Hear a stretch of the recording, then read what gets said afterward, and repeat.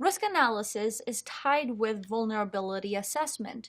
Thus, each identified threat should be analyzed and security measures should be taken to manage the risk posed. Risk analysis is based on qualitative and quantitative analysis. In some cases, we see semi-quantitative analysis too. Now, qualitative analysis uses words or ranks to measure the impact of identified risk rather than do it with numbers. Low, medium, and high are usually used to rank the risks. That's right. And quantitative analysis is purely numeric numbers and values and is usually based on statistics, historical records, best practices, testing, and experiments. Now, this method could identify which risk has higher loss impact and which risk requires higher budget to mitigate. After identifying the risks and ranking them, the response planning phase starts. In an ideal scenario, the response policy is tested and risk assessment is performed again to make sure the response plan fully covered the risk. This operation is more like a cycle. Every day new threats appear and security controls might not be capable of preventing the new threats. In other words, risk assessment should be performed again whenever a new threat arises. Correct. And strength, weakness, opportunity, and threats. This is what we call SWOT analysis. Those 4 points are the main studies in order to manage a given risk. Review documentation and research online for potential threats. Risk domains can be DMZ, private network, guest network, cloud network, mobile users, etc. Risk exposure is the impact caused by the risk on the enterprise.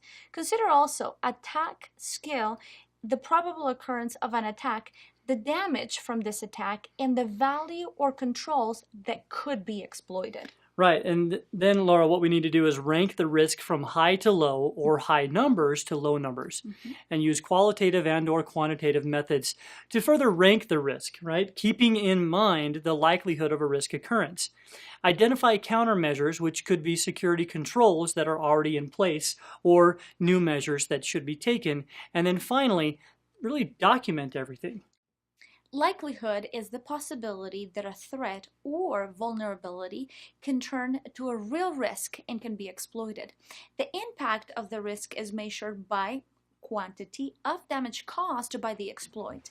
Likelihood and impact are measured with numbers from 0 to 9, where 0 to 3 is low, and 3 to 6 is medium, and 6 to 9 is high. Now, to find out the likelihood of a risk, ask these questions, right? What are the skills required for an attacker to exploit the vulnerability? What are the benefits and or motivation for the attacker? What are the requirements to access given resources? Is the vulnerability easy to discover? Is it known by all security professionals and hackers? Is there an exploit already for this vulnerability? Can you detect the attack if it took place? Yeah, those are really good. Now, to determine the impact of a given risk, now ask, how sensitive is the data that may be disclosed? Is there loss of data integrity or availability? Can you trace the attack source? Will the attack cause financial or reputation loss? Who is the loss visible to? Is there sensitive data at risk or being exposed? Now, after determining these risks and then ranking them, a response plan for each risk should be applied. Response strategies vary from one risk to another, depending on how severe the risks are. There are 4 strategies known in the industry. Avoidance means that the risk is reduced to 0 or eliminated completely. It's almost impossible to achieve this level by taking security measures. The only way to do this is to remove the cause of the risk, i.e. allowing access to social media is a threat. The only way to avoid it is by blocking access to social media for all the organization, right? Transference is when you transfer the risk to another entity. such as insurance or a service provider, where they are accountable 100% for the impact in case an attack occurs. Yeah. And mitigation is using security controls to protect against a risk until the risk impact is reduced to a level that is tolerated by the organization. Usually there is a numeric value for tolerance specified by each organization. Mm-hmm. Risk mitigation aims to reduce the impact to meet this level or even lower. Acceptance is the level of tolerance specified by an organization.